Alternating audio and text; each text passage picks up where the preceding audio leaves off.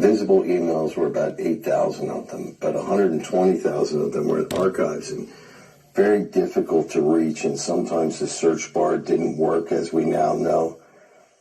And so at first we thought we were just going to bring to the fore all the things that Merriman and Associates had found: 128,000 emails, 28,000 images, yada, yada.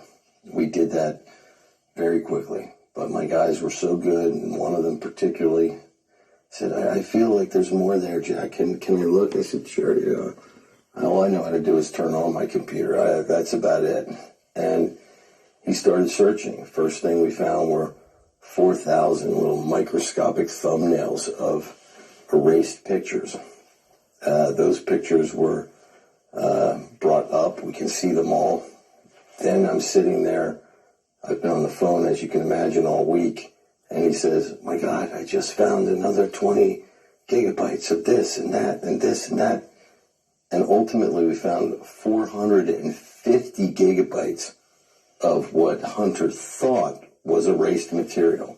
Now, some of it was duplicate, but amongst those things were 80,000 images and videos.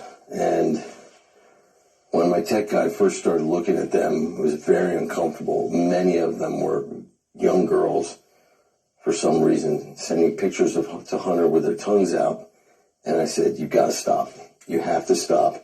If he meant to erase these pictures, I was feeling there could be a high likelihood that there was something that no man or woman with a soul would want to see, and then I would be instantly obligated to go to the Swiss police. And I wanted to make sure before that eventuality had to come to pass that we had archived all the other material. Now, since then, we found thousands and thousands of PDFs we didn't know about. We believe that we've been able to scrape all the attachments. We keep finding more and more things. And so that became quite horrifying. And that's where we are, people. And in short order, I'm going to make it available to the world. My original intention on coming here was to make copies for the United States Senate, the House of Representatives, and U.S. law enforcement, because every single crime that Hunter committed, other than espionage, is also a state crime. Pedophilia, money laundering, grooming of children, human trafficking, drug dealing. All these crimes can be prosecuted at the state level. And as I said earlier, why would we wait for Mrs. Peter Strzok to do something about it? Because we know her husband didn't do anything about it, because he testified against the president in the first impeachment while being in possession of Hunter's laptop. Here's something that I think everybody has to understand, and I've not gotten a clear answer. The Washington Post has not gotten a clear answer. Josh, I don't believe you've gotten a clear answer. The Senate Judiciary Committee, who finally contacted me about a month ago, had no answer. It appears that FBI agent who picked up Hunter's laptop and those who he was associated with never filed Hunter Biden's laptop into evidence at the FBI.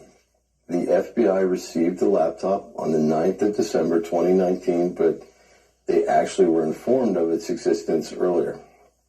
Now, what did they do about it? I don't know. I've not seen any confirmation that they've done anything. As far as I can tell, the trial in Delaware is about taxes. It's not about abusing children.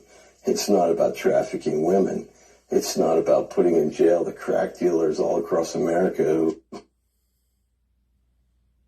Hunter used to keep his habit up. And I think it's very important that I say this right now.